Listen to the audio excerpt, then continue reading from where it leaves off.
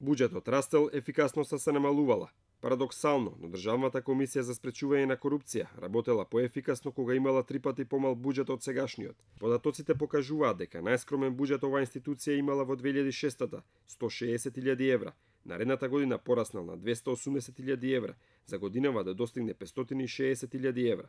Интересни се податоците за тоа колку била ефикасна оваа институција, односно колку со својата работа успеала да се избори против корупцијата. Ефектот не се мери само по бројот на постапки кои ги отворила, туку и со тоа колку пари успеала да врати во државната каса. Најефикасна била во 2007 кога успеала да врати околу 1 милион евра ненаплатен ДДВ во буџетот.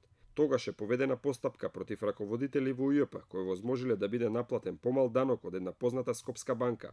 Во наредните години придонесот на оваа институција е скромен, од 20.000 до 150.000 евра вратени пари во државната каса. Најлоша е состојбата во 2010 и 2015 кога успеале да вратат само 3.500, односно 7.000 евра.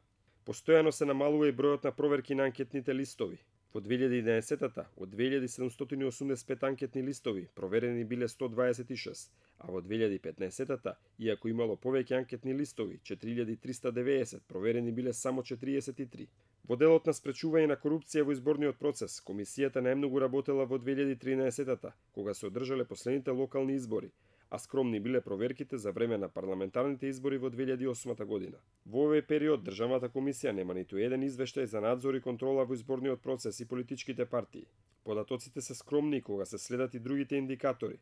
Па така, од 2006 до 2015 комисијата повела 34 иницијативи за поведување на постапка за разрешување, од кои најголем дел се поврзани со ниска и средна корупција. Истовремено имало 102 иницијативи за кривично гонење, од кои повеќе од половина се за средна корупција. Само околу 2% се постапки кои се однесуваат на високата корупција.